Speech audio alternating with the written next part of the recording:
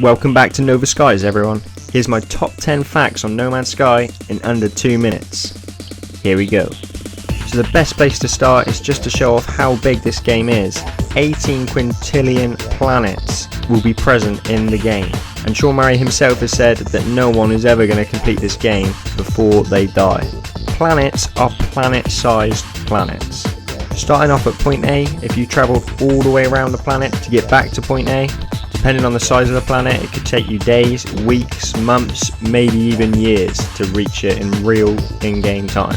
There are several alien races in No Man's Sky, all with their own cultures and complex languages. They'll be doing things like giving out quest lines and allow you to actually enhance your weapons and upgrade your ships, or if you annoy them, maybe they'll give you some burdens that will not actually help your progress in the game.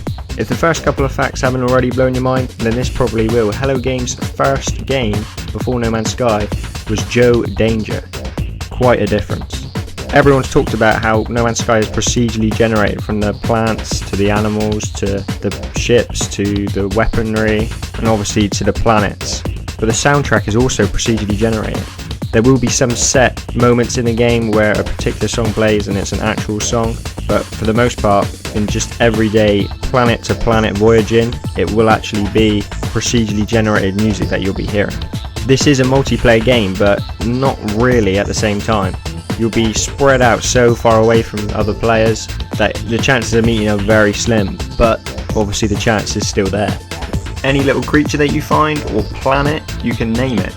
Although there will be restrictions on how far you can go with these names.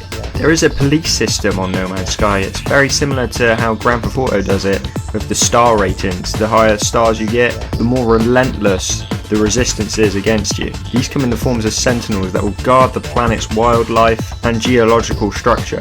If you cause any harm to either of these, you're going to have to answer for it. So one of the main things that people get confused about is, from pretty much when the game first was announced, it was said that it's going to be an open galaxy. But we now know that that was actually a mistake, and what they actually meant and were trying to say was that it's an open universe with multiple galaxies in it.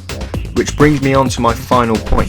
The end game of No Man's Sky is not actually confirmed yet. But I think one thing that many people have theorised, and including myself, is that we know that everyone starts in the same galaxy out on the outer edges and got to work their way in towards the centre. But we also know from Sean Murray that there are multiple galaxies in the game. So I think it's pretty obvious that once you finish the game and get to the centre, it's not actually the end of the game at all. It's actually the start of a whole new beginning, with you being transported to a whole new galaxy.